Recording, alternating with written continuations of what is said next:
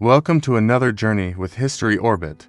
Tonight, we invite you to drift into the rugged, wind-swept world of the Norse Vikings, where life unfolded in the flicker of firelight and the howl of winter storms. Imagine yourself stepping into a time of longhouses, daring voyages, and ancient mysteries, where every day was a testament to survival and every night a chance to dream of distant shores.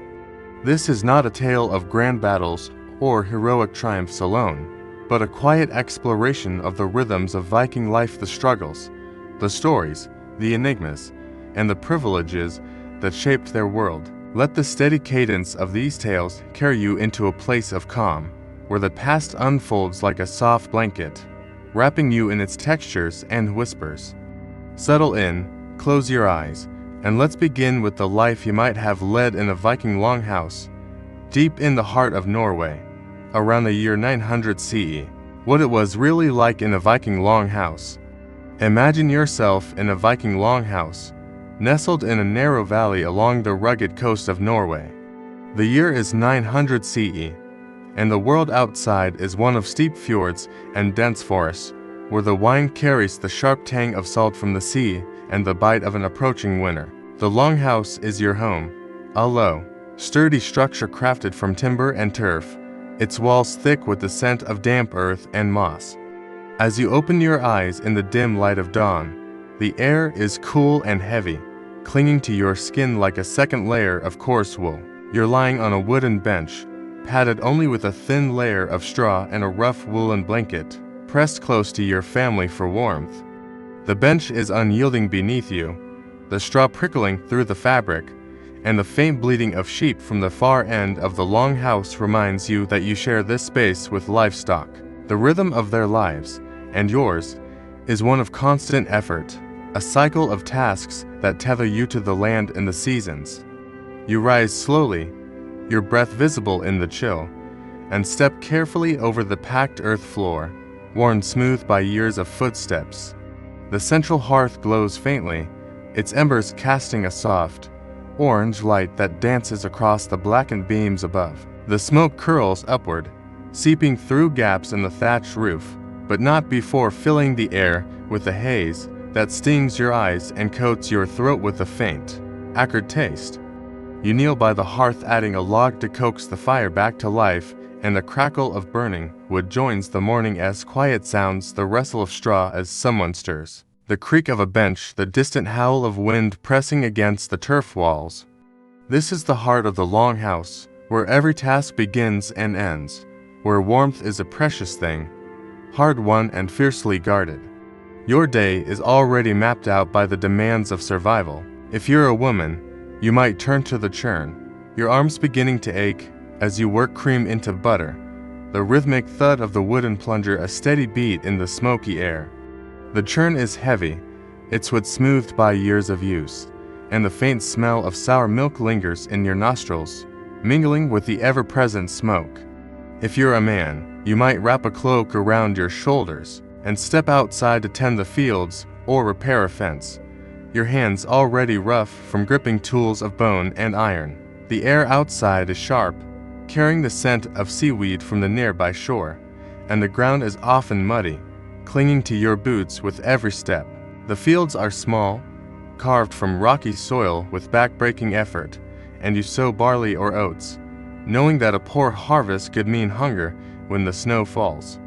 The rhythm of your life is dictated by these tasks, each one a small battle against the unforgiving elements. Food is simple, and hunger is a constant shadow. At midday, you sit on a bench near the hearth, sharing a meal with your family. The fare is modest, a bowl of barley porridge, thick and warm, or a piece of flatbread baked on a hot stone by the fire. The bread is dense, gritty with the dust of the grindstone, and you chew it slowly, savoring its faint nutty flavor. You wash it down with watered ale, its bitterness lingering on your tongue, a small comfort in a world of scarcity. If the season has been kind, there might be a bit of dried fish or a sliver of cheese, but meat is rare, saved for feasts or offerings to the gods. You eat in the dim light of the longhouse, the fire's glow softening the faces around you, while children chatter and dogs sniff for scraps beneath the benches. The sheep, tethered at the far end, shuffle in their pen, their woolly warmth a reminder of the cloaks you'll need when winter tightens its grip. Winter is the hardest season, and it shapes the rhythm of your life in the longhouse. The days grow short, the light fades early, and the cold seeps through the turf walls, no matter how tightly packed. You spend hours indoors, the longhouse a world unto itself, filled with the smells of unwashed bodies, damp wool, and the faint musk of animal dung. The livestock, kept at one end to protect them from the frost, add their own heat and odor, their breath mingling with yours in the smoky air. You mend tools by the firelight, your fingers stiff from the chill, or sit at the loom, weaving wool into cloth. The loom's steady clack is a familiar sound, each pass of the shuttle a step toward a new tunic or blanket. These tasks are endless, repetitive, but they are the heartbeat of survival, binding you to your kin and your community. The longhouse is more than a shelter. It's a stage for the social pressures that define your existence. Honor is a fragile thread woven through every interaction, a currency more valuable than silver. You must uphold your family's reputation, whether through hard work, generosity, or courage in the face of hardship. A careless word, a failed crop, or a moment of weakness could tarnish your name, whispered about at gatherings or feasts. You share the longhouse with others, your parents, siblings, perhaps a spouse or children, and every action is watched, weighed, measured. If you're a woman, you ascendance, you're expected to manage the household, to spin and weave, to keep the fire burning and the children fed. If you're a man, you're judged by your strength in the fields or your skill with an axe, always aware that a poor harvest or a perceived slight could haunt you for years. The constant threat of famine looms over every season. You've seen winters where the grain stores ran low, where families rationed every handful of flour, their faces drawn with worrying. The land is unforgiving, and the gods are unpredictable. You offer small sacrifices, a splash of ale poured onto the earth, a carved wooden figure left at a sacred stone, hoping to appease Thor or Freya for a bountiful harvest. The stories you tell by the firelight are filled with these gods, their wrath and their blessings, and you listen closely, their tales weaving into your dreams. Storytelling is a comfort, a way to pass the long winter nights when the wind howls outside and the longhouse feels like the only safe place in a vast, untamed world. The longhouse is never truly quiet. It sounds a constant chorus. The fire pops and hisses, the wind whistles through gaps in the roof, and the livestock wrestle in their stalls. You hear the soft murmur of your family's voices, the occasional laugh or scolding, the clatter of wooden bowls at mealtime. Outside, the world is wilder, the cry of a raven overhead, the crash of waves against the fjord, the distant howl of a wolf in the hills. These sounds ground you, tying you to this place, this life, where every day is a quiet struggle against the cold, the hunger, and the weight of expectation. Yet there is a subtle beauty in this life, in its simplicity and its closeness. You sit by the hearth at night, the fire's glow casting soft shadows across the faces of your kin. Someone begins a story of Odin's wisdom, or Thor's mighty hammer, and the words weave a gentle spell, drawing you into a world beyond the longhouse walls. You feel the warmth of your family, the shared effort that keeps you all alive. The wool you wear, rough as it is, was spun by your hands or your mother's, each thread a testament to your endurance. The longhouse, for all its hardships, is a refuge, a place where the rhythm of your life finds its echo in the lives of those around you. As the day wears on in your Viking longhouse, the rhythm of your life continues its steady, unyielding pulse. The air inside remains thick with the scent of smoke and damp wool, a constant reminder of the hearth that anchors your existence. You move through your tasks with a quiet determination, each one a thread in the fabric of survival. If you're a woman, you might now turn to the quern, the stone hand mill that grinds barley into flour. The quern's rough surface scrapes against your palms, and the slow, circular motion of the stone is hypnotic, its gritty rasp blending with the crackle of the fire. The flour dusts your hands, fine and pale, settling into the creases of your skin like a second layer of earth.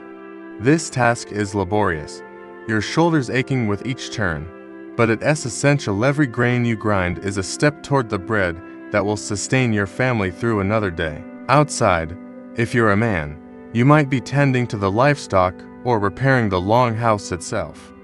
The turf walls, though sturdy, are prone to erosion, and you pack fresh sod into gaps where the wind has clawed its way through.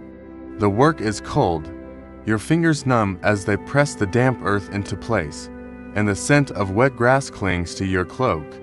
The sheep, vital for wool and occasional meat, need checking, ensuring their pen is secure, their fodder sufficient. Their woolly forms huddle together, their breath steaming in the chilly air, and you know which ones will need shearing come spring. The rhythm of these tasks is relentless, each one tying you to the land, to the animals, to the survival of those who depend on you. The longhouse is a shared space, and with that closeness comes both comfort and tension. You live alongside your extended family, parents, siblings, perhaps in-laws or cousins, and the lack of privacy shapes your interactions. Every word, every action, is witnessed, and the weight of expectation is heavy. If you're a young woman, you might be learning to spin wool under your mother's watchful eye, the spindle twirling in your hands as you try to match her practiced ease. The wool is coarse, catching on your fingers, and the faint smell of lanolin lingers as you work. If you're a young man, you might be carving a wooden spoon or mending a fishing net, your knife scraping softly against the grain, the scent of pine filling the air.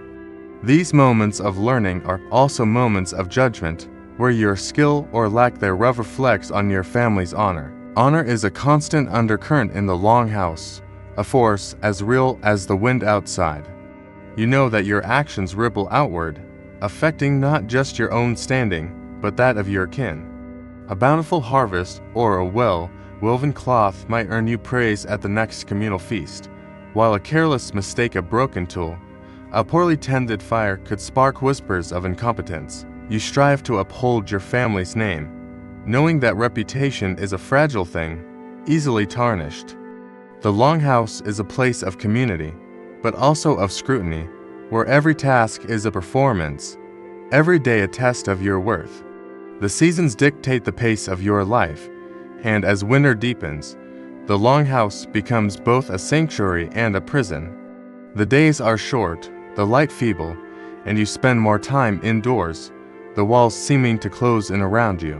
The smoke from the hearth grows thicker, curling around the rafters, and you learn to breathe shallowly to avoid coughing. The livestock, kept inside to shield them from the cold, add to the crowded, noisy atmosphere. Their pens are at the far end of the longhouse, but their smells, dung, wet wool, and hay permeate the air, mingling with the human odors of sweat and unwashed clothes. You grow accustomed to this, but it is a constant reminder of how closely your life is tied to the animals that sustain you. Illness is another shadow that looms over the longhouse, especially in winter. The close quarters make it easy for sickness to spread, a cough, a fever, a rash that passes from one family member to another. You've seen it before, a child growing listless, an elder's breath growing shallow. The healer, if you can afford one, might bring herbs, yarrow or chamomile, whose sharp, earthy scents fill the longhouse as they're brewed into a tea. But often, there's little to be done, and the loss of a loved one leaves a quiet ache, a gap in the rhythm of daily life. You wrap the departed in cloth, carry them out into the snow, and return to your tasks, the weight of grief carried in silence. The gods are ever present in your thoughts, their influence woven into the fabric of your days. You make small offerings, a bit of bread left by the hearth, a whispered prayer as you pass a sacred stone, hoping to secure their favor. The stories you tell by the firelight are filled with their deeds, Odin's cunning, Thor's strength, Freya's beauty. These tales are a comfort, a way to make sense of a world where the sea can claim a ship and the harvest can fail without warning. You listen as an elder recounts the tale of Thor's battle with the Midgard serpent, the firelight flickering in their eyes, and the words settle over you like a warm blanket, easing the day's tensions.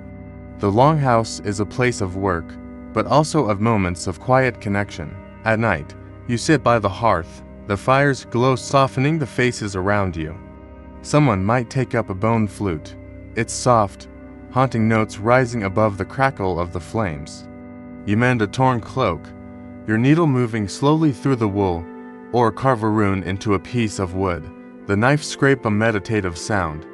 These moments, though simple, are precious, a reminder of the bonds that hold your family together. The longhouse, for all its hardships, is a place of shared purpose where every task, every story, every meal strengthens the ties that bind you. The work never truly stops, even as the day draws to a close. You might spend the evening repairing a fishing net, the hemp fibers rough against your fingers, or grinding more grain, the corn's steady rhythm lulling you into a trance. The longhouse grows quieter as night falls, the fire dying to embers, the air growing colder.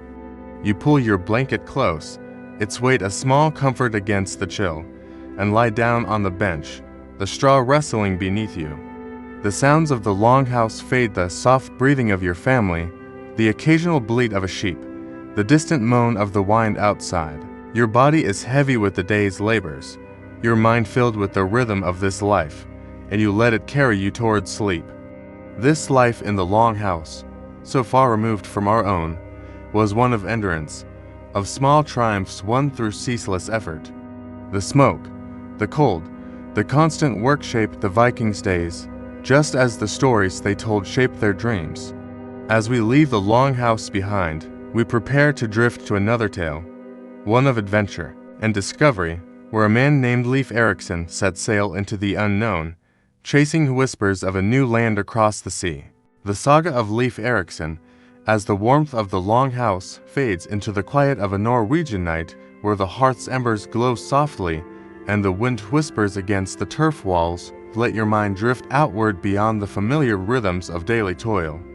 The life of the longhouse was one of endurance, of hands worn rough by labor and hearts steadied by routine. But for some Vikings, the sea called a vast, restless expanse that promised adventure and the unknown. Tonight, we follow one such man, Leif Erikson, whose journey around the year 1000 CE carried him across uncharted waters to a land far beyond the fjords of home. This is not a tale of thunderous battles or fleeting glory, but a gentle unfolding of exploration, quiet resolve, and the textures of a Viking world. Settle deeper into your place of rest, let the steady cadence of this story wrap you in its calm, and imagine yourself standing on a rocky shore, the sea stretching before you as we trace the saga of Leif Erikson. Picture yourself as Leif, born around 970 CE in Iceland, a land of jagged cliffs and sparse meadows, where the earth itself seems to breathe with the heat of hidden volcanoes. You are the son of Eric the Red, a man whose name carries the weight of both legend and infamy.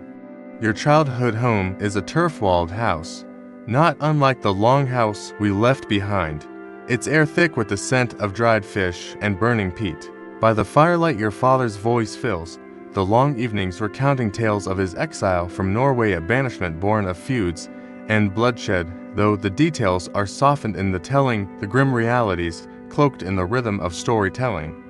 He speaks of Greenland, a land he discovered and named, a place of stark beauty where he carved a new home. The fire's glow dances on the walls, casting shadows that seem to move with his words, and you listen, a boy with a spark of curiosity kindling in your chest. The rhythm of your early life is shaped by Iceland's harsh landscape. You learn to navigate its rocky paths, your boots crunching on frost-covered stones, the air sharp with the tang of salt from the nearby sea. You help tend sheep, their woolly forms huddling against the wind, their bleats mingling with the distant crash of waves. Your hands grow strong hauling nets or repairing boats, the wood smooth under your fingers, the scent of tar lingering from sealed planks. The sea is ever present, a constant in your world, its gray waves a reminder of both sustenance and danger. You learn to read the sky, the shift of clouds, the flicker of stars, knowing they will guide you when you take to the water. These skills are not just tasks, but a preparation, a quiet forging of the man you will become. When you are still young, your family moves to Greenland, following your father's vision of a new life. Imagine arriving at Brattahlid, Erik settlement, a cluster of turf houses nestled in a fjord's embrace. The air is colder here, carrying the faint scent of ice and seaweed, and the hills are bare, dotted only with low shrubs and grazing sheep. The longhouse at Brattahlid is larger than your Icelandic home, its walls thick with packed earth, its hearth a beacon of warmth in the endless twilight of winter. You walk the rocky shore, the crunch of pebbles underfoot, and watch long ships bobbing in the fjord, their sails furled against the wind. Life here is harder, the land less forgiving, but the community is tight-knit, bound by the shared struggle to survive. In Greenland, you hear tales that stir your imagination. Picture yourself by the hearth, the fire crackling softly, as a visiting sailor named Jarni Herjolfsson speaks of a voyage gone astray. He tells of being blown off course, far to the west, where he sighted strange land shores with dense forests and rolling hills. Unlike Greenland's icy cliffs, the air in the longhouse is heavy with smoke, the scent of burning wood mingling with the faint musk of wool, as his words paint a picture of a place untouched by Norse feet. You listen, your mind drifting to the possibilities of such a land. Timber is scarce in Greenland, and the promise of forests is a treasure beyond silver. The rhythm of these tales becomes a quiet pulse, urging you toward the sea. By your late 20s, you are ready to lead. Imagine standing on the shore at Brattahlid, the year around 1000 CE, gazing at a longship moored in the fjord. The ship is a marvel of craftsmanship, its oak planks curved and fitted with precision, its prow carved with a serpent's head to ward off evil spirits. The sail, woven from coarse wool, flaps gently in the breeze, and the scent of tar rises from the hull, freshly sealed for the journey. You gather a crew of 35 men, their faces weathered by years at sea, their trust in you unspoken, but absolute. They load the ship with care barrels of water, sacks of dried fish, bundles of woolen cloaks, each item secured with ropes that creak under the strain. The rhythm of preparation is deliberate, each task a step toward the unknown, checking oars, testing the sail, offering a quiet prayer to Thor for safe winds. As you push off from the shore, the longship glides into the fjord, the water lapping softly against the hull. The oars dip in unison, their splash a steady beat, and the cry of gulls overhead fades as you move into open water. The air is sharp with salt, stinging your eyes, and the wind tugs at your cloak, its wool damp with spray. You stand at the steering oar, your hands firm on the smooth wood, feeling the ship's weight shift with each wave. The sea stretches endlessly before you, a rolling expanse of gray and green, its surface broken by white caps that catch the faint sunlight. The rhythm of the voyage begins here, a cycle of watching, waiting, and enduring. As you guide your crew toward the lands Jarni spoke of, the journey westward is a test of patience and resilience. Picture the longship rising and falling with the waves, the timbers groaning softly under the strain. The air is cold, the spray soaking your beard and hair, and you wrap your cloak tighter, its weight a small shield against the chill. Days blend into nights, the stars your only map, their light faint, but steady above the restless sea. You watch for signs of land, a shift in the wind, the flight of a seabird, the faint scent of earth carried on the breeze. The crew takes turns at the oars, their movements slow and practiced, their breath visible in the cold air. By night, you gather under a woolen awning, a whale oil lamp casting a dim glow as you share stories to pass the time. The scent of oil and salt fills the air, and the creak of the ship's planks becomes a lullaby, soothing even as it reminds you of the sea's power.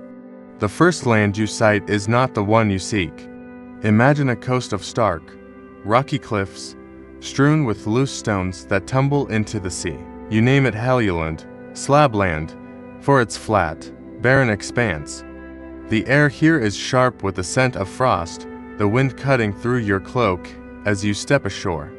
The crew explores briefly, their boots crunching on the rocky ground, and you find a stream, its water cold and tasting of minerals. There's little here to sustain a settlement, no forests, no fields, and you feel the weight of your crew's expectations. The rhythm of exploration is cautious, each decision measured against the risks of the journey. You return to the ship, the sail catching a new wind, and set out once more, the promise of richer lands driving you forward. The sea remains a challenge, its moods unpredictable. Picture a storm rolling in, the sky darkening with heavy clouds, the waves growing taller. The longship pitches, the sail straining against its ropes, and you grip the steering oar, your hands aching as you hold course. The air is thick with spray, the taste of salt constant on your lips, and the crew bails water from the hull, their movement steady despite the storm's roar. You call out encouragement, your voice calm over the wind's howl, and the men respond, their trust in you a quiet anchor. The rhythm of leadership is one of balance, keeping fear at bay while navigating the sea's wrath. When the storm passes, the stars reappear, their light a gentle guide, and you feel a quiet relief, knowing you've brought your crew through. As the storm fades and the stars re-emerge above the vast sea, you, Leif Erikson, guide your longship onward, the rhythm of the oars a steady pulse beneath the quiet night. The air is crisp, carrying the sharp tang of salt, and the damp wool of your cloak clings to your shoulders, heavy with spray. The crew, weary but resolute, rows with practiced ease, their breaths visible in the cold air, their faces lit faintly by the glow of a whale oil lamp. You stand at the steering oar, its wood smooth under your callous hands, and feel the weight of the journey, a journey driven by tales of distant lands, of forests and meadows beyond the Norse world. The sea stretches endlessly around you, its waves a gentle reminder of both challenge and possibility, and you keep your eyes on the horizon, searching for the next sign of land. After days of sailing, a new shore appears, its outline soft against the dawn light. Picture the longship gliding into a calm bay, the water reflecting the green of towering pines and spruces. You name this place Markland, Forestland, for its abundance of trees, a treasure for Greenlanders, where timber is as precious as silver. The air is rich with the scent of resin and damp earth, a stark contrast to the barren cliffs of Helluland. You step ashore, your boots sinking into mossy ground, and run your hand along the rough bark of a pine, its needles soft against your fingers. The crew fells a few trees, their axes thudding rhythmically, the pale wood gleaming as it stripped of bark. The scent of fresh-cut timber fills the air, mingling with the faint saltiness of the nearby sea. You imagine the ships and halls this wood could build, but the tales of lusher lands of meadows and vines urge you onward. The rhythm of exploration carries you south, the longship sail catching a steady breeze. The sea is kinder now, its waves gentler, and the crew spirits lift as the air grows milder. Picture the moment you sight Vinland, a land unlike any you've seen. The coast is fringed with grassy meadows, rivers winding clear and bright toward distant hills. You name it Vinland, wine land, for the wild grapes you find, their clusters heavy on the vines, their tart juice staining your fingers as you taste them. The air carries the faint sweetness of grass and wild flowers, a welcome change from the sea's relentless salt. The crew lands the ship, its keel scraping softly against the pebbled shore, and you walk the land, feeling the soft earth beneath your boots. This is a place of promise, where salmon leap in the rivers and the soil feels rich, ready to yield crops. You decide to winter here, and the rhythm of life shifts to one of building and discovery. Imagine your crew constructing turf houses, their walls echoing the longhouses of Greenland, though smaller and hastily built. The sod is heavy, its earthy scent rising as you pack it into place, and the air inside the shelters is damp, tinged with the smoke of newly kindled fires. You sit by one such fire, its crackle a familiar comfort, and plan the season ahead. The crew explores the land, gathering grapes and cutting timber, their laughter echoing across the meadows. The days are filled with small tasks, mending nets, drying fish, weaving baskets from reeds, and the nights are quiet. The stars above Vinland unfamiliar but bright. The rhythm of this new life is one of cautious hope, each discovery a step toward a dream of settlement. But Vinland is not yours alone. Picture the first encounter with the people you call Skrælings, the indigenous inhabitants of this land. They approach in canoes, their paddles dipping silently into the water, their figures silhouetted against the setting sun. The air is tense, filled with the scent of cedar from their boats and the rustle of furs they carry. You offer woolen cloth in trade, its coarse texture a contrast to the soft pelts they provide. The exchange is cautious, marked by gestures and halting smiles, the language barrier a quiet wall between you. The crew watches closely, their hands near their axes, but you keep the peace. Sensing the importance of these first moments, the rhythm of trade is delicate, each item passed with care, each glance weighed for intent. These meetings are peaceful at first, but the rhythm shifts as misunderstandings grow. Imagine a day when tensions flare not into a grand conflict, but a brief, sharp clash. Arrows fly, their whistle cutting the air, and spears clash against shields. Lives are lost, their absence a heavy silence among your crew, though the land itself remains unchanged, its rivers flowing as before. The Skrælings withdraw, their canoes vanishing into the distance, and you stand on the shore, the weight of leadership pressing on you. The air is still, the scent of grass and blood mingling faintly, but you choose to avoid further strife. Your crew is small, the sea far from home, and the dream of a lasting settlement feels fragile. The rhythm of exploration becomes one of caution, the hope of Vinland tempered by its challenges. Winter settles over Vinland, its chill softer than Greenland's, but still demanding. Picture yourself in the turf house, the fire's glow casting shadows on the earthen walls. The air inside is smoky, the scent of burning wood blending with the damp earth, and you wrap your cloak tighter, its wool a small comfort.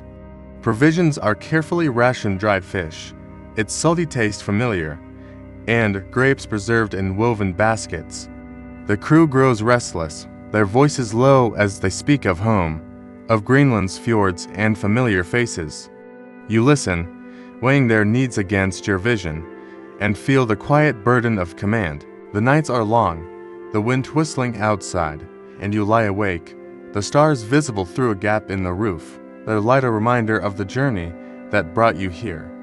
Spring arrives, and with it, the decision to return. Imagine loading the longship once more, its hull filled with timber and dried grapes, tokens of Vinland's bounty. The crew works steadily, their hands calloused from months of labor, and the air is filled with the scent of pine and salt. The sail is raised, its woolen weave catching the breeze, and you take the steering oar, its wood worn smooth by your grip. The journey home is as arduous as the journey out, the sea a relentless challenge. Storms toss the ship, the waves crashing against the hull, and you stand firm, your hands aching as you hold course. The air is thick with spray, the taste of salt constant on your lips, but the crew rows with determination, their rhythm unbroken. At last, Greenland's fjords come into view, their cliffs rising like sentinels. Picture stepping ashore at Brattahlid, the air sharp with the scent of frost and seaweed. Your father, Eric, greets you, his eyes searching yours for the story of your journey. You sit by the hearth in the longhouse, its familiar smoky warmth enveloping you, and share tales of Vinland. The grapes are tasted, their sweetness a marvel to those who know only Greenland's sparse fare, and the timber is prized, destined for new ships or halls. The rhythm of your return is one of quiet pride, though tempered by the knowledge that Vinland remains a distant dream, its shores too far, its challenges too great for a lasting hold. In the years that follow, imagine yourself as Leif, now a leader in your own right. You embraced Christianity, a new faith spreading among the Norse, and built a small church at Brattahlid, its wooden walls scented with beeswax from candles. The air inside is calm, the hymns a soft contrast to the sagas of old. You govern your father's estate after his passing, settling disputes and guiding your people through Greenland's harsh seasons. The rhythm of this life is steadier, rooted in the land you know, but Vinland lingers in your thoughts, a memory of meadows and rivers, of a land touched briefly and left behind. The saga of Vinland fades with time, its story preserved in tales told by firelight.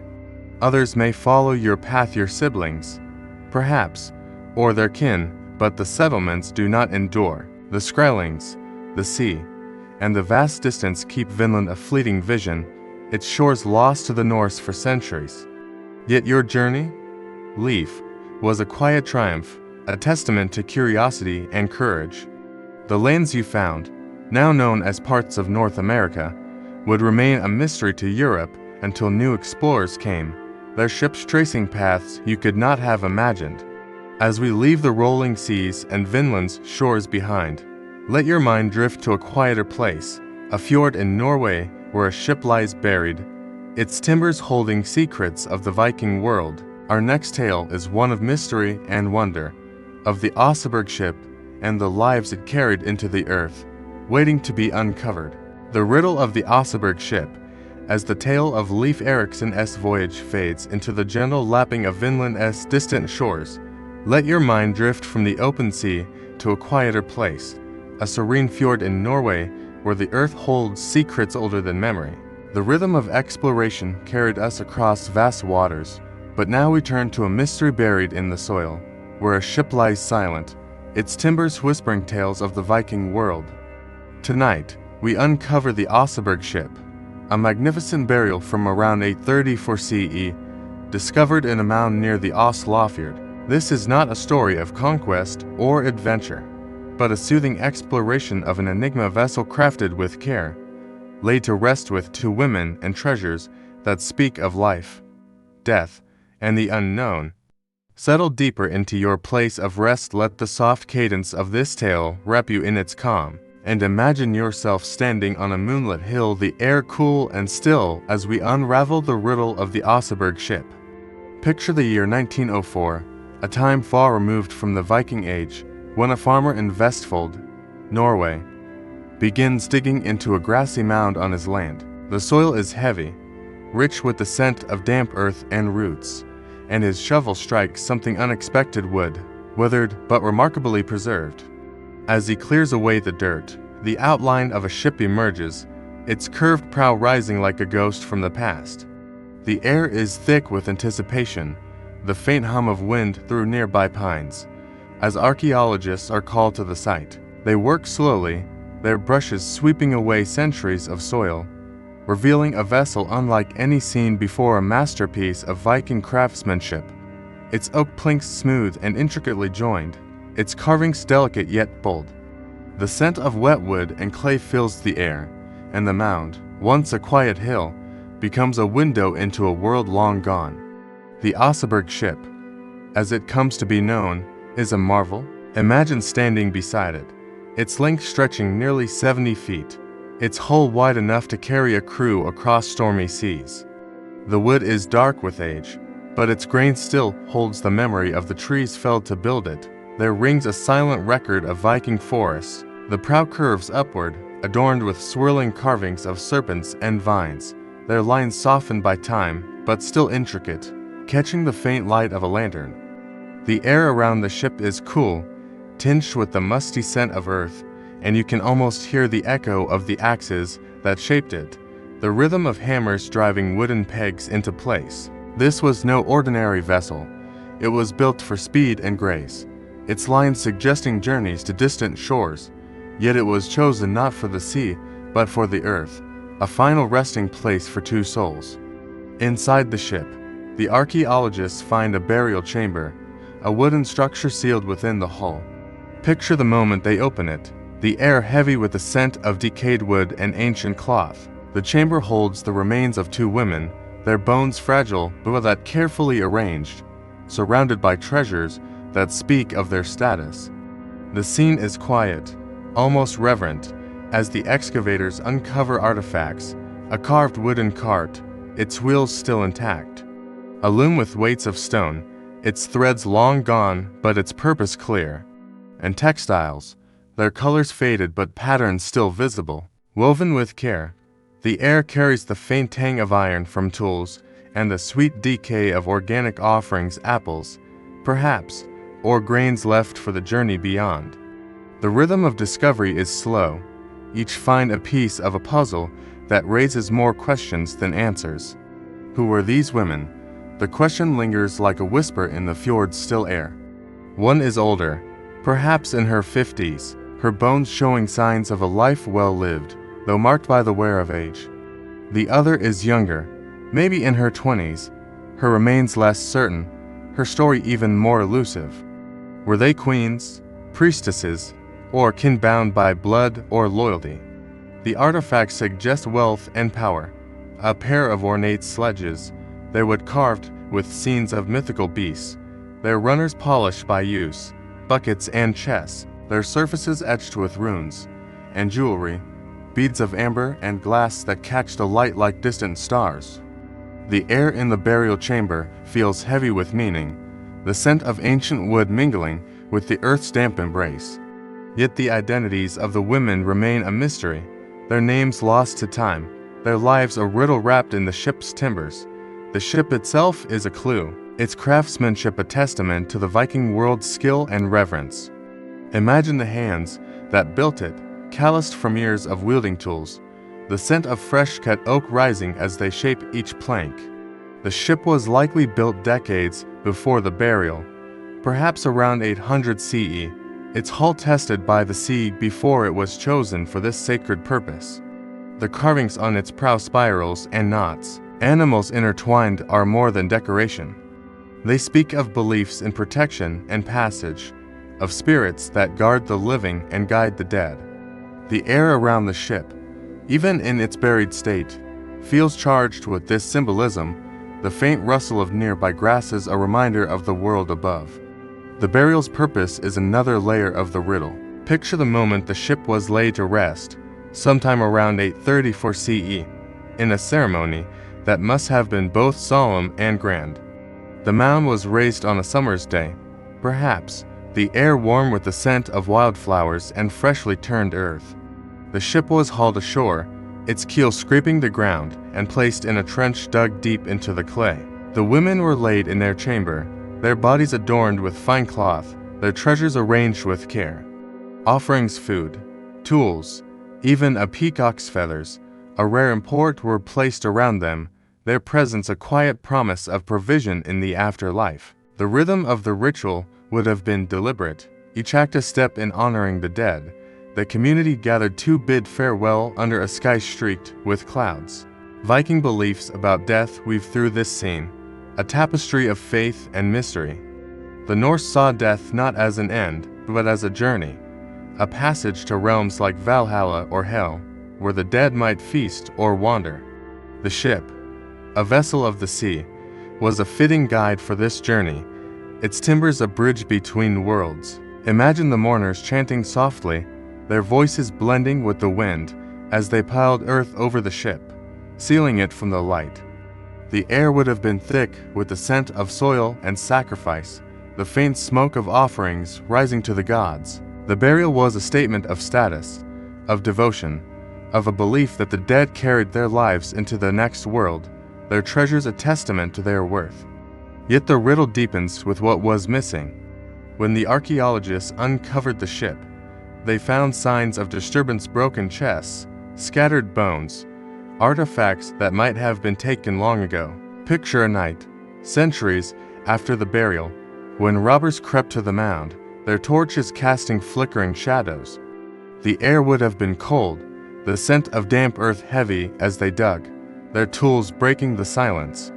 They took what they could, gold, perhaps, or silver, but left the ship and its story intact. The question of what was lost haunts the Oseberg find, a quiet echo of the past's fragility.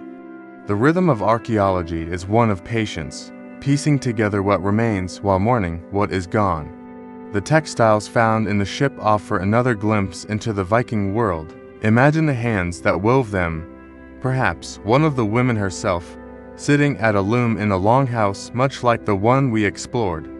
The threads, now fragile, were once vibrant, dyed with madder root or woad, their colors a soft red or blue. The air in the burial chamber carries the faint scent of aged cloth, a reminder of the labor that created it. These textiles, bedding, tapestries, clothing speak of a life of skill and care, of women whose hands shape the daily rhythms of their community. The loom weights, heavy stones smoothed by use, suggest hours spent weaving, the clack of the loom a steady beat in a longhouse's smoky air. The Oseberg ship's carvings are a window into Viking culture, their patterns a language of belief and beauty. Picture running your fingers along the prow, feeling the grooves of carved serpents, their eyes wide and watchful. These designs were not mere art, but a dialogue with the divine, a way to invoke protection or tell stories of gods and heroes. The air around the ship feels alive with their presence, the faint rustle of leaves outside the mound a reminder of the world that buried it. The carvings suggest a people who saw meaning in every line, who wove their faith into the very wood of their lives. As we linger by the Oseberg ship, the mystery of the women remains unanswered.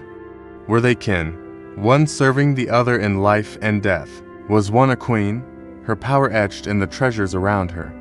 The air in the burial chamber feels still, heavy with the weight of these questions, the scent of earth and wood a quiet backdrop.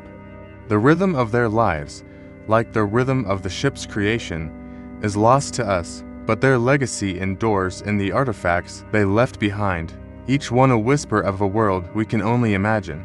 As we linger by the Oseberg ship, its timbers dark with the weight of centuries, the air around us seems to hold its breath, heavy with the scent of damp earth and ancient wood.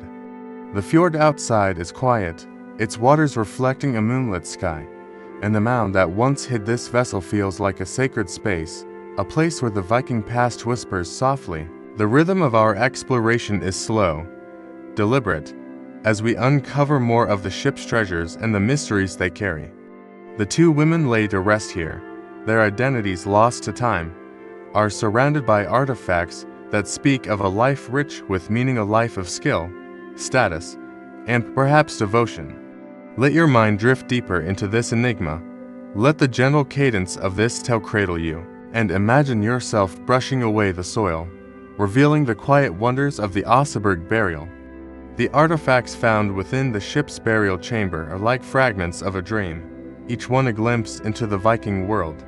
Picture a wooden cart, its surface carved with intricate scenes of warriors and beasts, its wheels still capable of turning after centuries in the earth. The wood is smooth, polished by hands long gone, and its faint scent of aged oak mingles with the clay that preserved it.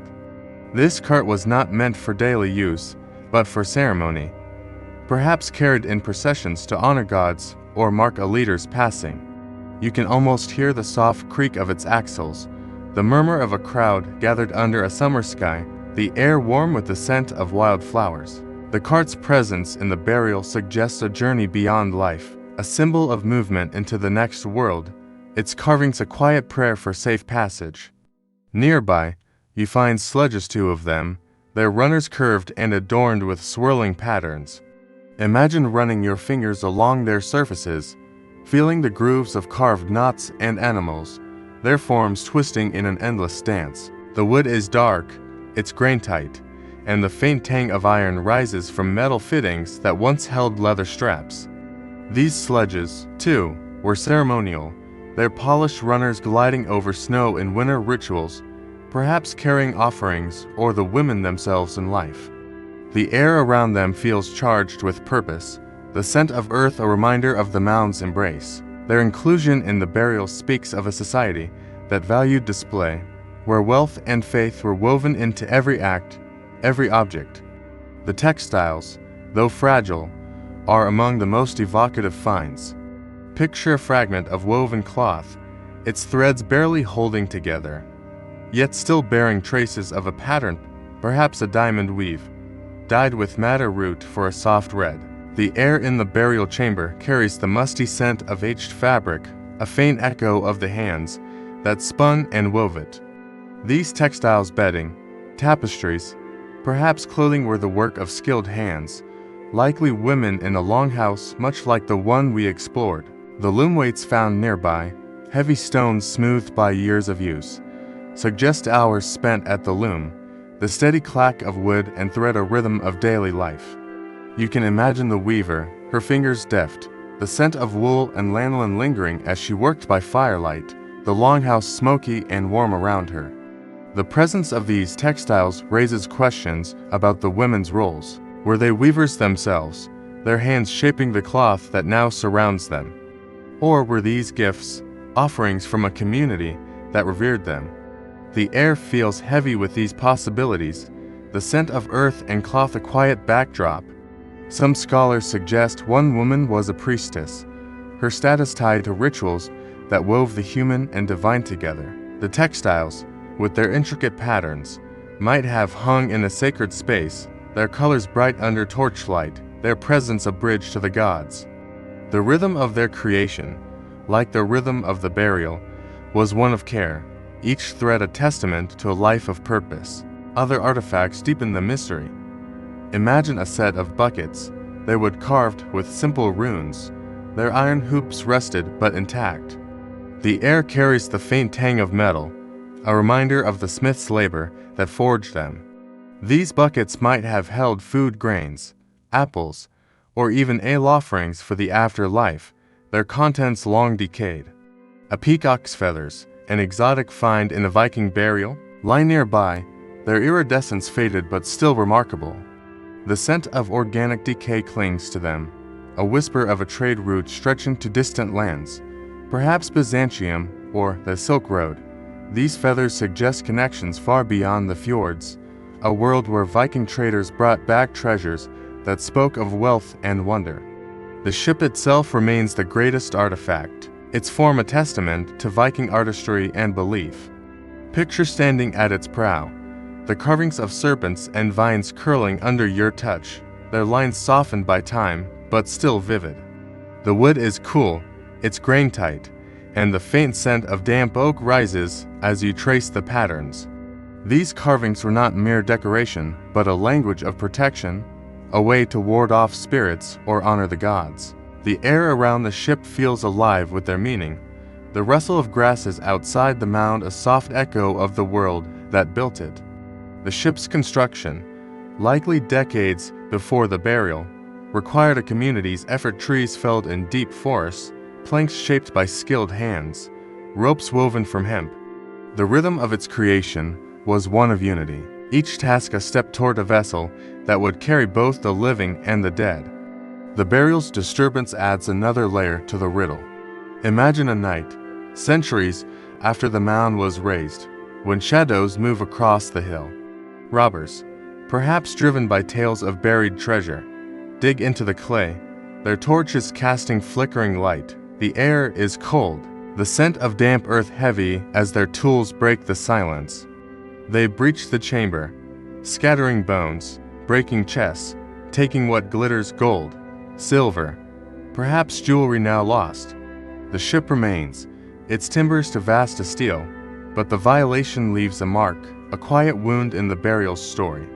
The air in the chamber, when archaeologists uncover it, feels heavy with this loss, the scent of disturbed soil a reminder of time's relentless passage. What was taken, and why? The question lingers, a soft whisper in the fjord's still air. Viking beliefs about the afterlife weave through every artifact, every act of the burial. The Norse saw death as a journey, a passage to realms where the dead might feast with Odin or wander in hell's quiet halls. The ship was a guide for this journey, its hull a vessel for the soul, its treasures a provision for what lay beyond. Picture the mourners, their voices soft as they chant, the air thick with the scent of burning herbs or spilled ale. They pile earth over the ship, layer by layer, the mound rising under a sky streaked with clouds. The rhythm of the burial was one of reverence, each handful of soil a farewell, each offering a hope for the women's safe passage. The air would have carried the faint smoke of sacrifices, the murmur of prayers to Freya or Thor, a quiet plea for the gods' favor. The Oseberg ship's discovery in 1904 brought these beliefs to light, but it also deepened the mystery. Why to women? Some suggest they were kin of mother and daughter. Perhaps, or a queen and her attendant. Others propose one was a priestess, her role tied to sacred rites, her companion sacrificed to join her in death. The air in the burial chamber feels heavy with these theories, the scent of earth and wood a quiet backdrop. The older woman's bones show signs of arthritis, her life marked by the slow ache of age, while the younger's remains are less clear, her story even more elusive. The artifacts, the cart, the sledges, the textiles suggest a life of power, but the details slip through our fingers, like sand carried by the fjord's tide. The ship's preservation is a miracle of clay and time. Picture the mound as it was buried, the soil packed tight, sealing the ship from air and decay. The clay, heavy and wet, created a cocoon. It sent earthy and cool as it hardened over centuries. When archaeologists uncovered it, the wood was soft but intact, the carvings still sharp, the air carrying the faint tang of preserved oak. The rhythm of excavation was painstaking, each brushstroke revealing more of the ship's story. The textiles, the feathers, the buckets all survived because of this clay, a quiet guardian of the past. Yet the disturbance, the missing artifacts, reminds us that even this preservation is incomplete, a fragment of a larger tale. As we stand by the Oseberg ship, its timbers silent under the weight of centuries, the riddle remains unsolved. The women, their lives, their deaths, these are questions that echo softly, like the wind through the fjord's pines. The air feels calm, the scent of earth and wood a gentle lullaby, and the ship itself is a testament to a people who saw beauty in death, who crafted a vessel to carry their loved ones into the unknown. The rhythm of their lives, like the rhythm of our exploration, is one of wonder, a quiet dance with the past that invites us to dream. As we leave the Oseberg ship behind, let your mind drift from the quiet mound to a grander place, a chieftain's hall where the air is filled with the clink of silver and the warmth of feasting. Our next tale is one of privilege and power, of life as a Viking jarl, where the rhythms of leadership and luxury contrast with the longhouses' toil. Life as the Viking jarl, as the quiet mystery of the Oseberg ship fades into the stillness of its earthen mound, let your mind drift from the cool, damp air of the fjord to a warmer, grander place, a chieftain's hall, where the glow of firelight dances on carved wooden pillars and the air hums with the murmur of feasting. The rhythm of the Viking world, so often shaped by the toil of longhouse dwellers and the daring of explorers like Leif Erikson, now shifts to a life of privilege and power. Tonight, we step into the world of a Viking jarl, a leader whose days are filled with the weight of authority and the comforts of wealth, yet tethered to the fragile balance of loyalty and obligation. This is not a tale of conquest or grandeur alone, but a gentle exploration of the textures of elite life, where every decision echoes through the community. Settle deeper into your place of rest, let the soft cadence of this story envelop you, and imagine yourself as a jarl, presiding over a hall in Norway around 900 CE, where the air is rich with the scent of pine and mead. Picture yourself standing at the threshold of your hall, a grand timber-bird structure set on a rise overlooking a fjord. The hall is larger than the longhouses of common folk, its walls built from sturdy oak, their surfaces smoothed by skilled hands. The air outside is crisp, carrying the faint tang of salt from the sea and the earthy scent of grass damp with morning dew. You step inside, and the warmth of the central hearth greets you, its fire casting a golden glow across the hall's interior. The beams above are carved with swirling patterns, serpents, knots, and runes that catch the light, their lines a quiet testament to the artisans who crafted them. The air is heavy with the scent of burning pine, mingling with the sweet aroma of mead and the faint musk of firs draped over benches. Your day begins with the rhythm of leadership, a careful balance of authority and generosity. Imagine sitting on a high seat, a wooden throne adorned with carved wolves, their eyes seeming to watch the hall. Your cloak is fine wool, dyed a deep blue with woad, its edges embroidered with threads of silver that glint in the firelight. Servants move quietly, their footsteps soft on the rush-strewn floor, as they bring you a horn of mead, its honeyed sweetness lingering on your tongue. The hall is alive with sound, the low murmur of your household, the clink of silver arm rings as warriors greet you, the crackle of the fire that never dies. This is your domain, a place where your word carries weight, but also where every action is watched, judged, and remembered. As a Jarl, your wealth is measured not just in silver, but in loyalty.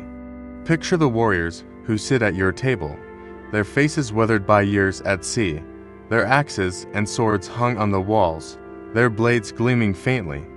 These men are your herd, your sworn retainers, bound to you by oaths and gifts. You reward them with arm rings of twisted silver, their cool metal heavy in your hands as you present them, and with cloaks of imported silk, their fabric soft against your fingers, brought from distant markets in Byzantium or Dublin. The air carries the faint scent of polished metal and oiled leather, a reminder of the power you wield and the danger that shadows it. The rhythm of your life is one of giving, for a Jarl's status depends on generosity, on the feasts and gifts that bind men to your cause. Your mornings are often spent in judgment. Imagine a dispute brought before you, a farmer claiming his neighbor stole a sheep, their voices rising in the smoky air. You sit in your high seat, the wood warm beneath you, and listen, your expression calm but firm. The hall is quiet save for the crackle of the fire and the rustle of furs as your warriors lean closer, their eyes on you. The scent of roasted barley from a nearby brewing vat drifts through the air, grounding the moment in the daily life of your household. You weigh the evidence testimony, perhaps a rune-carved tally stick, and deliver your verdict, your voice steady, knowing that fairness strengthens your rule. The rhythm of justice is deliberate, each decision a thread in the tapestry of your authority, each ruling a chance to reinforce the loyalty of your people. The hall is the heart of your world, a place of warmth and splendor that contrasts sharply with the cramped longhouses of the common folk. Picture the long tables, their surfaces worn smooth by years of feasts, laden with wooden platters of roasted boar or smoked salmon. The air is rich with the scent of meat and herbs, the faint sweetness of honey-glazed bread mingling with the tang of ale. Servants move among the tables, their hands steady as they pour mead from heavy jugs, the liquid catching the firelight as it fills your guests' horns.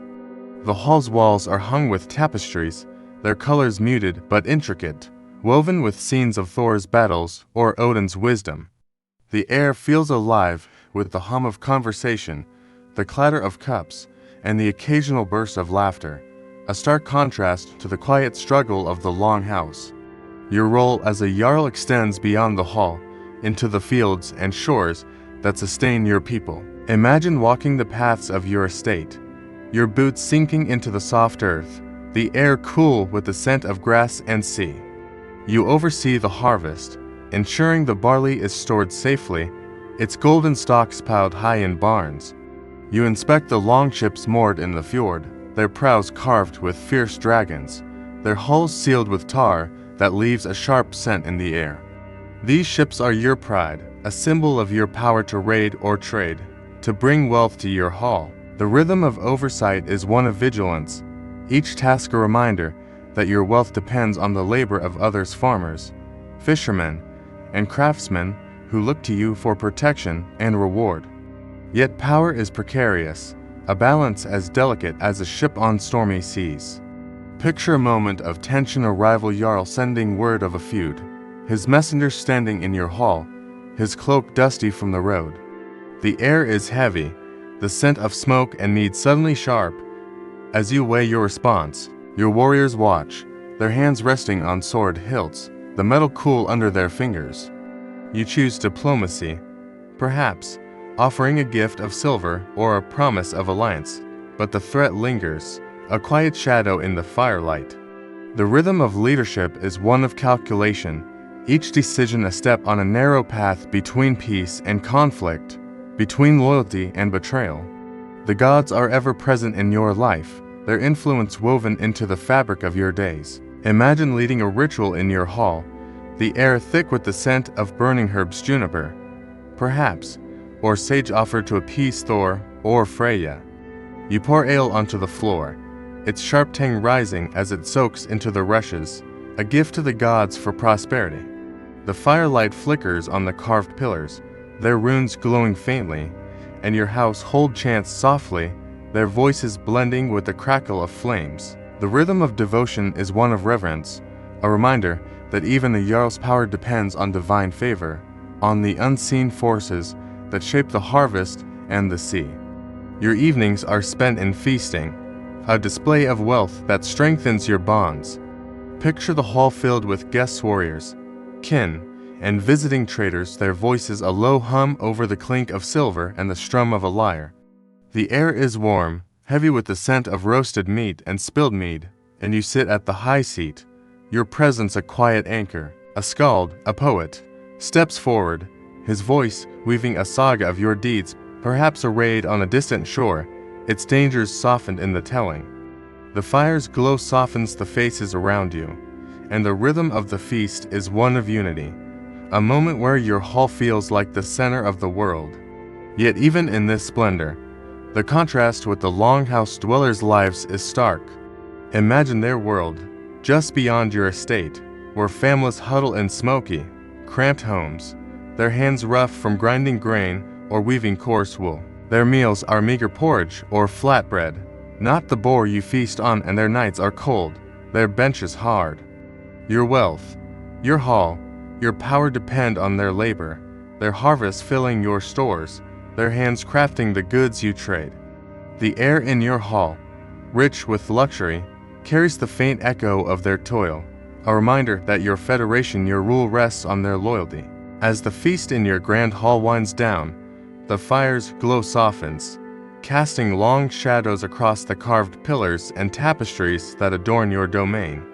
The air remains heavy with the rich scents of roasted boar, spilled mead, and the faint, lingering smoke of juniper from the earlier ritual. The rhythm of the evening slows, the skald's voice fading into a gentle hum, his final verses of your deeds settling over the hall like a warm blanket. Your guests, warriors and kin, lean back on their benches, their faces flushed with ale and contentment, their silver arm rings glinting faintly in the firelight. The hall is quieter now, the clatter of wooden plates replaced by the soft murmur of conversation, the occasional laugh rising like a spark from the embers.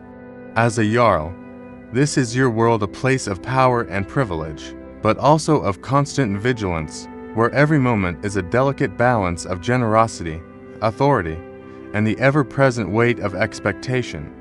Let us linger here in the warmth of your hall and continue to explore the rhythms of your life as a Viking Jarl in Norway around 900 CE, where the air hums with the textures of leadership and the whispers of the gods. The night deepens, and you rise from your high seat, its carved wolves seeming to guard you even in their stillness. Your cloak, heavy with its silver-threaded embroidery, brushes against the rush-strewn floor as you move toward the hearth, its embers pulsing with a quiet heat. The air is warm, tinged with the sweet tang of mead and the faint musk of furs draped over benches. You pause, your hand resting on the smooth wood of a pillar, its carved runes cool under your fingers, and survey your hall. The warriors, your herd, are settling for the night, some curling up on benches with woolen blankets, their snores blending with the crackle of the fire.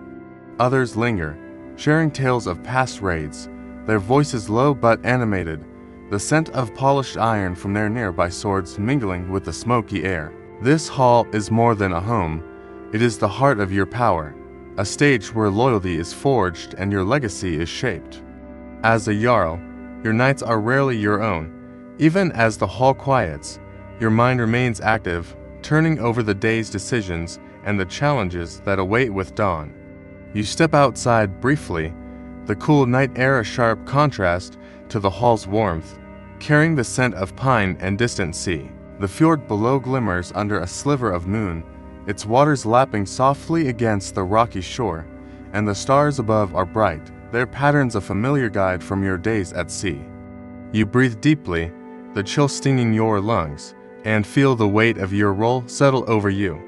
The rhythm of leadership is unrelenting, each moment a reminder that your power depends on the trust of your people, the bounty of your lands, and the favor of the gods. Returning to the hall, you sit by the hearth, its glow casting soft shadows across your face. A servant, a young woman with calloused hands, brings you a final horn of mead, its honeyed warmth soothing as you sip. The air around you is thick with the scent of burning pine, and you listen to the hall's sounds, the faint creak of benches, the rustle of straw as someone shifts, and sleep, the distant howl of wind against the timber walls. Your thoughts drift to the responsibilities that await. Tomorrow, you may need to settle another dispute, perhaps a disagreement over land boundaries or a merchant's claim of unpaid debts. The rhythm of justice is one of patience, each case a test of your wisdom, each verdict a chance to strengthen or weaken your hold over your people. Your role as a Jarl is not only to rule, but to inspire. Picture the morning light filtering through gaps in the hall's roof, the air cool and smoky as you rise from your private chamber, a small room separated by a woven curtain. Your bed, unlike the benches of the common folk, is piled with furzwolf and bear, their pelts soft and heavy, their faint musk a reminder of hunts long past. You dress in a tunic of fine wool, its deep green dyed with costly woad, and fasten a silver brooch at your shoulder, its weight a subtle reminder of your wealth. The hall is stirring now, servants sweeping the rushes, their brooms whispering across the floor, while others kindle the fire, the scent of fresh wood smoke rising as the flames catch. You step into the main hall, your presence commanding silence, and call for your steward, a trusted man whose ledger of rune-carved sticks tracks your stores of grain, wool, and silver. Your wealth, as a Jarl, sets you apart, but it is a tool, not an end. Imagine walking through your estate, your boots crunching on graveled paths, the air crisp with the scent of dew-soaked grass. Your lands stretch across the valley, fields of barley waving gently in the breeze, their golden heads heavy with grain. Farmers, their hands rough from plowing, bow as you pass, their eyes worried but respectful. You stop to inspect a barn, its timbers dark with age, its air thick with the dusty scent of stored oats. Your wealth lies here, in the harvests that fill your granaries, in the sheep whose will close your household, in the long ships that bring silver from raids or trade. But this wealth is fragile, tied to the seasons and the labor of those beneath you. A poor harvest, a storm at sea, or a whispered rebellion could unravel it all. The rhythm of your day is shaped by these responsibilities. Picture yourself meeting with your herd in the hall, their faces lined with loyalty and ambition. You discuss the coming season, perhaps a raid to the lands of the Franks, where silver flows in markets and monasteries, or a trading voyage to Dublin, where furs can be swapped for silk and spices. The air is heavy with the scent of oiled leather as they check their gear, their swords and shields hung on the walls, their blades gleaming faintly. You outline plans, your voice steady, and distribute tasks. Some will ready the ships, others will oversee the harvest, a few will scout for threats. The rhythm of command is one of clarity, each order a thread in the tapestry of your rule, each decision a chance to prove your strength. Your longships are your pride, symbols of your reach beyond the fjord. Imagine walking to the shore, the air sharp with the scent of salt and tar, where your fleet lies moored. The ships are sleek, their prows carved with dragons and serpents, their sails rolled tightly against the wind. You run your hand along a hull, its oak planks smooth under your fingers, the faint scent of resin rising from the wood. These ships have carried you to distant shores, their keels cutting through waves as you chased wealth or glory. The rhythm of preparation is meticulous, checking ropes, sealing planks, offering a quiet prayer to Njord, god of the sea, for safe passage. The air carries the cry of gulls, their wings flashing white against the gray sky, and you feel a stir of anticipation. The sea's call as strong now as in your youth. Yet even a Jarl's life is not free from toil. Picture yourself joining your men in the fields, not out of necessity, but to show your strength, your willingness to share their burdens. You grip a scythe, its handle worn smooth, and cut through stalks of barley, the air filled with the sweet, dusty scent of grain. Your hands, though softer than a farmer's, blister under the work, and sweat beads on your brow, mingling with the faint saltiness of the nearby sea. The men work beside you, their movement steady, their chatter quiet but warm. This act, though small, binds them to you, a reminder that your power rests on their loyalty, their belief in your fairness. The rhythm of labor, a shared one, a moment where the divide between Jarl and farmer blurs, if only briefly. The gods remain a constant presence, there will a shadow over your decisions. Imagine leading a blot, a sacrifice to ensure a bountiful harvest or safe voyage. The air outside the hall is cold, the scent of frost mingling with the sharp tang of blood as a goat is offered, its life given to Thor in a quiet ceremony. You hold the sacrificial bull, its iron cool in your hands, and pour the blood onto a sacred stone, its surface slick and dark. The community gathers, their cloaks drawn tight against the wind, their voices rising in a chant that blends with the rustle of leaves. The fire nearby crackles, its smoke curling upward, carrying your prayers to the heavens. The rhythm of devotion is one of connection, tying you to your people and the unseen forces that shape your world. Your evenings often return to the hall, where feasting resumes as a display of your generosity. Picture the tables laden once more, the air rich with the scent of smoked fish and freshly baked bread, its crest flecked with herbs. Your guests local farmers, visiting traders, perhaps a rival jarl sit on benches, their silver rings clinking as they raise their horns. A skald steps forward, his lyre strumming softly, and begins a new tale, perhaps of your father's raids or your own triumphs. The air hums with his words, the fire's glow softening the faces around you, and you feel the weight of your legacy. The rhythm of the feast is one of unity, a moment where your hall becomes a beacon, drawing your people together under your rule. Yet the privileges of your life come with burdens. Imagine a night when a messenger arrives, his cloak muddy from a long ride, his breath steaming in the cold air. He speaks of unrest in neighboring jarls spreading rumors of your weakness, or a band of outlaws raiding your lands. The hall grows quiet, the scent of smoke suddenly sharp, as your warriors await your response. You sit in your high seat, the wood warm beneath you, and weigh your options: send men to confront the threat, or seek peace with gifts of silver. The air feels heavy, the faint clink of a sword being adjusted a reminder of the violence that shadows your rule. The rhythm of decision is one of calculation, each choice a step on a precarious path. Your family, too, shapes the rhythm of your life. Picture your wife, a woman of sharp mind and steady hands, managing the household with quiet authority. She oversees the weaving, the air filled with the clack of looms as women spin wool into cloth, its lanolin scent lingering. She sits with you now, her brooch of amber catching the firelight, and offers counsel, her voice low but firm. Your children, perhaps a son learning the ways of the sea or a daughter mastering the loom, are your legacy, their futures tied to your name. The air in the hall feels warmer in their presence, the scent of mead and pine a backdrop to these quiet moments of connection. Yet even here, there is pressure. Your son must prove his strength, your daughter her skill, lest they weaken the family's honor. The contrast with the lives of the common folk remains stark. Imagine visiting a longhouse on your estate, its air thick with smoke and the musky scent of livestock. The family inside bows, their hands rough from grinding grain or tending sheep, their faces lined with the strain of survival.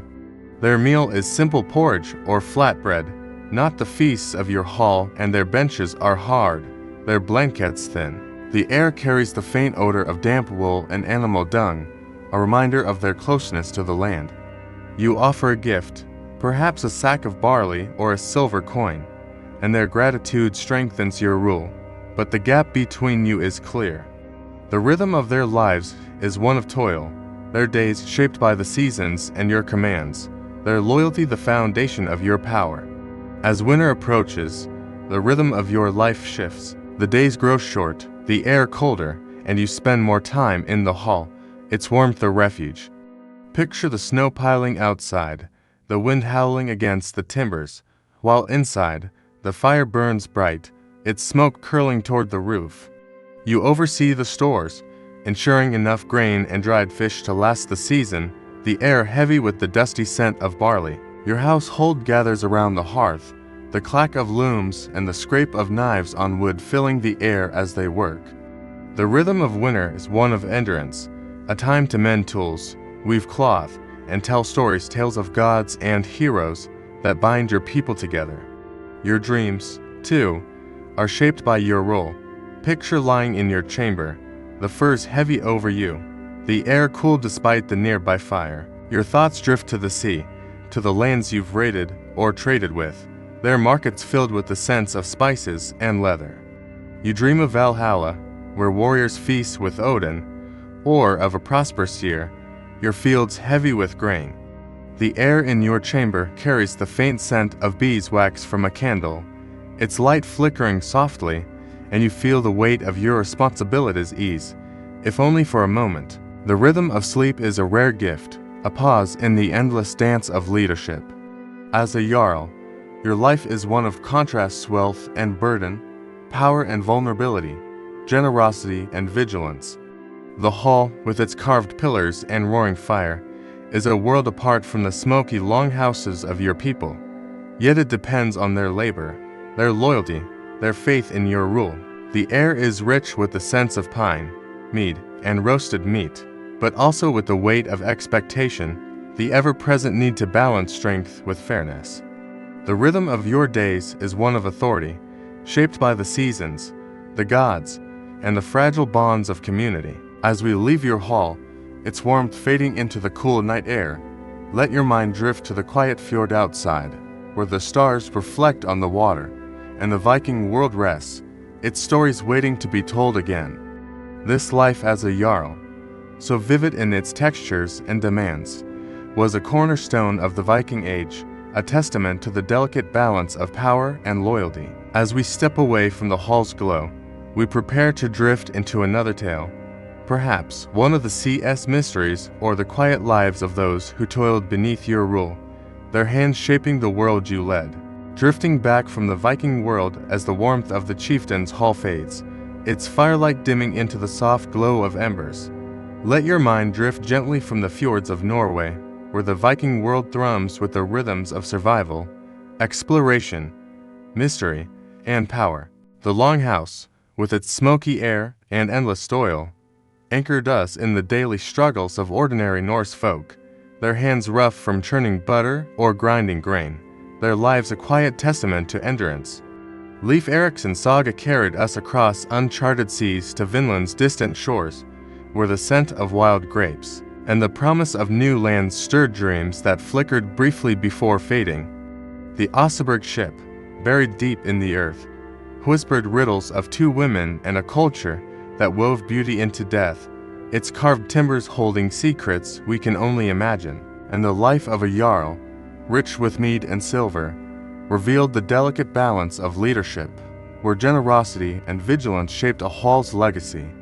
Each tale, like a thread in a Viking tapestry, has woven a world both rugged and intricate, a place where the wind howl and the fire crackle cradle stories of human striving. Now, as you rest in the quiet of your own time, let the echoes of this Norse world settle over you like a soft woolen blanket. Picture the fjord one last time, its waters still under a star-streaked sky, the air cool with the tang of salt and pine. The longhouse stands dark, its hearth a faint glow. The longship bobs gently, its sail furled. The burial mound lies silent, guarding its mysteries. And the chieftain's hall hums with the last murmurs of a feast. These scenes, so distant yet so vivid, remind us of a people who faced the unknown with courage, who found warmth in shared stories, and who carved meaning from a world of hardship and wonder. Let their rhythms, the clack of the loom, the splash of oars, the chant of a ritual carry you towards sleep, a gentle tide pulling you into dreams where the past lingers, soft and familiar. Tonight, as you close your eyes, let the Viking world fade into a whisper, its textures blending with the calm of your own breath.